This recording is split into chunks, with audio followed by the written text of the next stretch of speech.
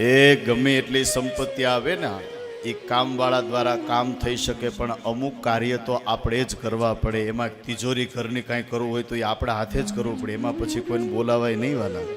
અને બીજું છે આપણા મા બાપની સેવા. આપણા મા બાપની સેવા બીજા દ્વારા ન કરાવે, મા બાપની સેવા આપણે જ કરવી જોઈએ વાલા. ઘરને મંદિર બનાવવું હોય તો અમુક નિયમોનું પાલન કરવું પડશે. આજે ઘર એ ઘર નહીં પણ સ્મશાન જેવું થઈ ગયું છે વાલા. ભાઈઓ ભાઈઓની સાથે બેસી શકતા નથી, સાસુ વહુની સાથે બેસી શકતા નથી.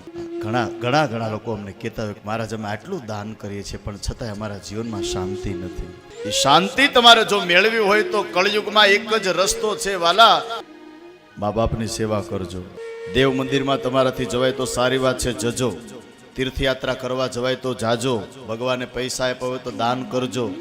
એ ગમે એટલી સંપત્તિ આવે ને એ કામવાળા દ્વારા કામ થઈ શકે, પણ અમુક કાર્ય તો આપણે જ કરવા પડે. એમાં તિજોરી ઘરની કાંઈ કરવું હોય તો એ આપણા હાથે જ કરવું પડે. એમાં પછી કોઈને બોલાવાય નહીં વાલા. ચરણમાં છે. સુખી થવું હોય તો સવારે તમે કામ ધંધે જાઓ એટલે ખાલી તમારા મા બાપને એટલું કહેજો કે બાપુજી હું જાઉં છું, આશીર્વાદ આપો. આટલું જ બોલો, નીકળી જાઓ. તમારા કામ ધંધામાં ક્યારેય રૂકાવટ નહીં આવે, કારણ કે એનો આશીર્વાદ કામ કરતો હોય છે, એનો આશીર્વાદ કામ કરતો હોય છે.